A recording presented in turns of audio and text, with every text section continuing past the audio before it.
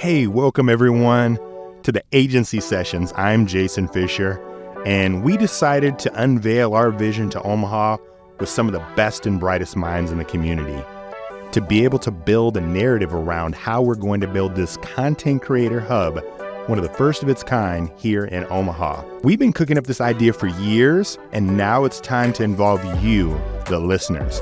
This podcast is your backstage pass to the journey. From the freshest voices to the classic minds, Agency unites us all. Join us from a what if to we will. These are the Agency Sessions, igniting your creativity and inspiring action. Buckle up.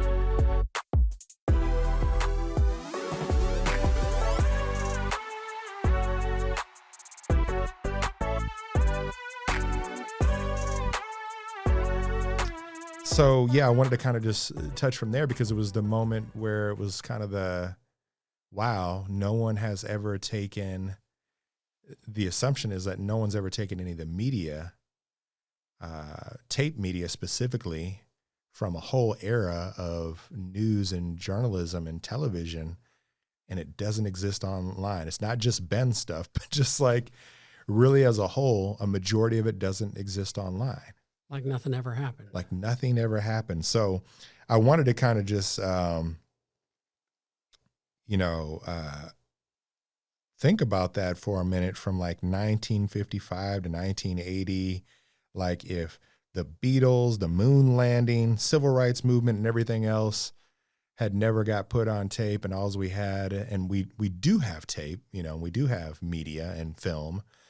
But what happens, what would you say, what do you think would happen if that never was out there and no one ever seen any of that of your generation?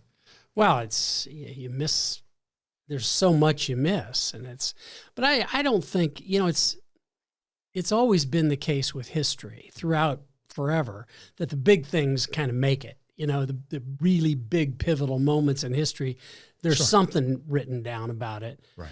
But there's so much more going on, and a lot of times that's just lost. And it's in a modern era as we are today, that there shouldn't be an excuse for it. No, not by any means. I think it's just the assumption when we had that event the other day and we had that conversation. I think I got a lot of feedback from folks who are of a certain generation that were just blown away that just now Channel 7 and others, not just Channel 7, we only know Channel 7 because we have a relationship with them in a good way, is that they were just now backing up their tape media in 2023 to the internet, to digitization. Even when it's on there, it's kind of like if I think about microfiche, right? And Ben and I were talking about this. Yeah. Right? Like you had to be a special type of person to go hunt down the microfiche, which was the copy of the print newspaper that was turned into a negative, and then, right, you go research and find all the news articles because paper would disintegrate. There was no easy around it. That was the most technological advanced way that you go find out what happened even in local news, which is where our culture really suffers, right? We're talking about even, I did this for fun last night, Fletcher, is that I looked up, because I know, I'm going to tell you how bad of a sports fan I am, but I do know one thing about the Huskers. They're a big deal. And the 95 Orange Bowl I couldn't find that online at all. They're not even streaming it anywhere. It doesn't exist. Wow. So we're talking about now you're like, well, there are some people, I still think we have a huge Husker following, but some people don't realize how big the Huskers are and why it was a big deal, because they don't even know how big a deal they were back in the day. They just hear the good old time stories of like, back in the day, we used to win all the games with Osborne and all these things, but they don't really know and can't get excited as other people can that lived it. Right. And This isn't an ancient time, but, anyways, I'll reel it back. I want to find out. I'm here today with what's your name and what do you do there and what have you done? What have I done? Yeah, I'm Fletcher Reel. I grew up not far on a farm. I'm actually a fifth generation farm boy. Okay, but my family had long connections to North Omaha. We originally located several layers of our family relocated in 1850, early 1850s, Wow. before there was much, as an abolitionist family. We came out here specifically to help facilitate escape slaves to the north, and that was how we kind of got started. And that legacy continued in my family up until I was a little kid, and my grandmother showed me where all the notches on the tree was, and all the parts of the Underground Railroad that we had a part of. But all of that's gone now. It's just memory. There was no real documentation of anything. Sure. As my great grandmother said, and oh gosh, this would have had to have been the early 60s before she passed. She said, "Now, don't tell anybody this, but." Even then it had been illegal. Sure. And my family had been engaged in illegal activity, and that was still the mindset all those years later. But I'm very proud of it today. But that was kind of how it got started. So to make a long story short, we still had connections into North Omaha. And as a little kid, my grandfather and I would come down, and he'd gather out some of his friends, and we'd go to the track together. And they knew all the inner workings behind the scenes at Exarban, and that's my earliest memories of North Omaha. Yeah, that's huge. That's a huge part. And, oral tradition is great as far as history and those sort of things. I know that you've, I think, just gravitated, it sounds like, from when we've known each other, towards writing, being a historian, not just only with your family, but with, state of Nebraska, locally, being a journalist, a seeker of truth and perspective. Mm-hmm. That's what I've kind of gotten from you. And so it's interesting, that we kind of came into contact with each other because we didn't know each other at all. And I've just always been an admiration of you and Ben as journalist. And, the point being is, I was sharing this with Ben, and I'm sharing with you as well, is that I'm kind of in the middle. I'm supposed to be Gen X, which it was on the cusp of the internet, Sure. And that Gen X for me is kind of like, I can understand the generation before me, because I think before then you kind of just knew, the assumption is like, it wasn't online because there wasn't online. And even if it was in a newspaper somewhere, that, someone who was an elder or a senior person in your community just knew some things from a wisdom perspective. Yeah. You didn't get all the angles, and they were going to be the ones to either guide you or help understand. And that's what I got. And now we're kind of at this thing where seeing is believing. And even then, though, people are starting to realize, younger generations, that when they get part of the story or any of it at all, or they're just making up narratives in their own minds out of what we do as people, that just there needs to be more out there for accessibility, because a lot of these youth, not just Black youth, but all of our youth, again, because these things aren't digitized and not accessible and not conversations around them, we only have ourselves to blame to say, right? Yeah. It's got to get, it just has to make it to the internet, because so much, life revolves around the internet, to be completely honest. And 100%. And all those old stories, as you mentioned, I'm a historian probably first, a journalist second, and then a creative third. Sure. But it's the stuff that the rich heritage, the rich cultural heritage of Black culture writ large, but also locally. There's some amazing things that happened. I was having lunch just last week with a young man who's very bright, active guy that's part of the community and has been a long time. I named 3 or 4 things that he'd never heard of. Mm-hmm. And they were big, successful people that did big things here and didn't know anything about them. And what happens, to that point, I think we all know, when I hear you speak about it, and I hear people that know their family history, that know other things that, they can stand on and be proud of, or say, I need to steer clear because I think we can do better, Sure. Whatever the case may be, though, what happens, what type of, when you get a sense, when someone gets a sense of who they are, when they know some of the success stories and some of the pitfalls and those sort of things, when they know their history, when they know their culture, how do you see them being different? Boy, that's a really good question. I think it gives us a foundation, that's something to aspire. I mean, just an inspiration, if nothing else. You know, hey, this guy did that in a time when nobody could do those things, but yet he did. And I think that's important. And it's just a foundation. It's, you know, what you do with your life and the things you achieve with it is up to you. But just know that there's a lot of giants on shoulders that we've been standing for a lot of time. Sure. I think it's easy to create our own narratives that nothing's happened, nothing's happening, everything else when it's not accessible. And so, you know, you came in a time to where Ben and I had been discussing about digitizing his tapes and getting that media out there, giving a reason for younger generations to say, you know what? Why should I even care? That's one. But we said, you know, through their social media, through the internet, through those things, it gives them a chance to express themselves, but also find out about those stories because they're going to ask questions.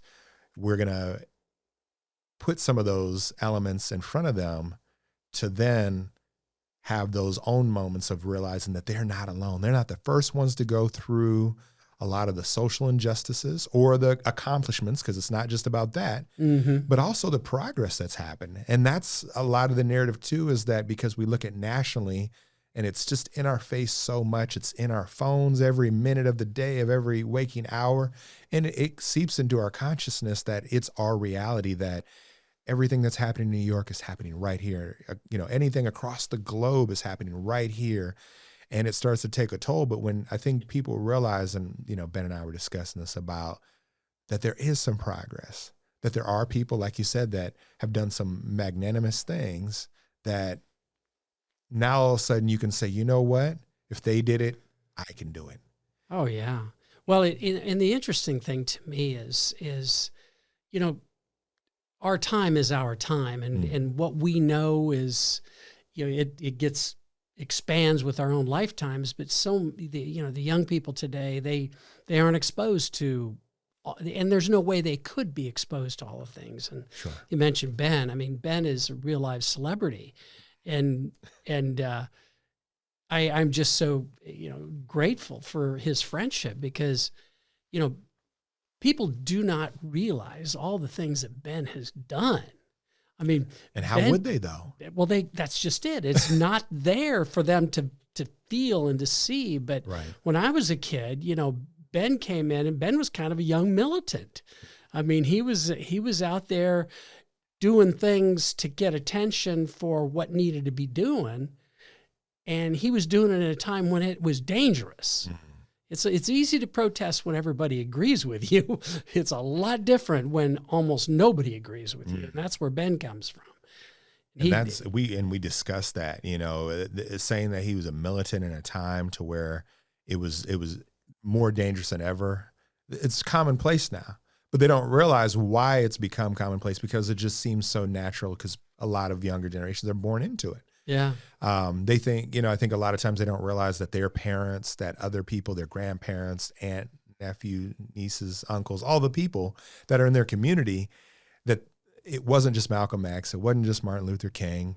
It was a lot of people in those marches, right? It was the thousands and hundreds of thousands of other people who sat at the lunch counters, who did the things that you know, people just can't quite come to grips with now. Right. It isn't back then. You know, you get snatched out and drug in somebody's back of somebody's police car when you may not come out. You know, it was a real deal. Yeah. Yeah, that's a lot. So, you know, I shared this with Ben, and I think, you know, you and I have discussed this at a number of times, is that, you know, we say that we're standing on someone's shoulders, we're passing the torch, we're passing the baton generationally. And fortunately, it was just, I'm in media. I'm not a journalist per se, but I definitely am a person who likes to help people tell stories. As a director, trying to understand perspectives is really key. And when Ben came in and handed me this box of tapes after his last election didn't go through, because the narrative had went out there is that, like many, nothing had been done. And it was only because none of it existed in a place or space that was online. So it's my job, it's our job to make sure that it's accessible so that history doesn't repeat itself and that there is continued evolution and evolvement of all the things that you all work so hard for, and if not, again, it feels because we have no way to shape our perspective that the business folks that you talked about, the other politicians and community leaders and people that weren't even on TV. Musicians and artists and on and on. Yes. All those people never existed. They don't even realize how big the jazz scene was here in Omaha. That disconnect. I mean, we're losing so much, but it can change. And so, knowing as we've discussed agency now, and we're in a space now, we're here at Weberized Studios that is a podcast studio. And so if you imagine, some kids who are feeling passionate about what they see or hear or feel, and we're helping challenge what they're talking about and ask them to do some research about what they're doing. And they have a podcast studio around that, and they can play it for their friends. They can put it on their social media. They can do all the things that they do, just having some fun with it, right? What type of impact, if you have a bunch of podcast studios like this and video studios and that sort of thing that are small, little quaint spaces that, again, they can just have fun, do what they've been doing, but on another level and talk to people like myself or yourself or Ben and get a little bit of insight on how they can do it even better. What do you think that would do? Well, it opens doors. I mean, it's it's always about opening doors and helping your story. I mean, stories are based on experience. And if you had the more opportunities for experience, the better deal you have. Right. And the thing that I see is really exciting about agency is we talk about this history and we talk about the linkages that Ben created really in the last 30 years or so. Mm-hmm. And then the kids coming up today. So they get to be creative on one side. They get to explore their own talents and do all those. But agency is going to allow them to connect to all these other pieces along the way that hopefully gives them depth and gives them understanding that a lot of people don't get. Absolutely. Yeah, that's the goal. So, I think it's you get out what you put in, and I just see so many things. Ben talks about the historical part of it, and we're like, okay, if we put this into context again that they understand, they vibe with, and youth can connect to, then it's there. But they're going to ask questions. They're curious as all can be. So the minute they see things that they're working off their phone. So the minute they see nice, cool microphones and these lights and everything else, they're going to want to know how to do it themselves. They're going to want to know when something breaks or something doesn't happen quite the way, or they want it to look different, or that's their curiosity that's going to make them learn about that, of storytelling and their arts and their music and their entertainment part of it. I think the last, part I can think of is, with all of this, we have some work to do on our side with agency. What do you see? And I mean, I have my own things, and we can talk about that even. This won't be our last conversation on this, but just on the way out here, what do you imagine or see the next steps are for agency? Well, infrastructure. I mean, Sure. That's the magic word. It's, it's our foundations. We have to get more people involved. We have to get more people who see what we see. Mm-hmm. And as always, money's the big magic. Absolutely. And we need the money to expand things, and all of it looks really good. I mean, it's coming together. You've done some real great yeoman's work over the last year and more than a year now. But yeah, it has been over a year now that we've been talking about this and putting this dream together, the proper planning part of it, right? Oh, and so, it would talk about the journey. I mean, that's when Ben and I knew each other fairly well, but you and I'd never met. Right. Here's this new guy, and I'm, this old white man trying to figure out, let's see, how's this guy going to react? And so there was an evolution, and Sure. how am I not going to offend you? How are you not going to offend me? And I mean, all those little pieces, which are part of life in general. Yeah, but absolutely. when you get down to something like this, where you really want to do something big and important, those are really important steps you have to take. Mm-hmm. It's not just hop on the horse. Absolutely. And I'm thankful for that. It's been great to find out and learn more about your journey, Ben's journey, even your perspective on things from Ben and yourself, and vice versa. It shapes our reality, right? And it gives us a lot of insight. So I'm really thankful for that. But I do want to thank you for sharing your insight on this. Like I said, we got a lot more conversations around here, but we're going to take this and make this into parts and pieces that are going to help people see the vision, understand the vision from perspective. And so you sharing yours, that's going to help a lot. Well, I just feel blessed to be part of it. That's all there is to it. Well, thanks again, Fletcher. My pleasure.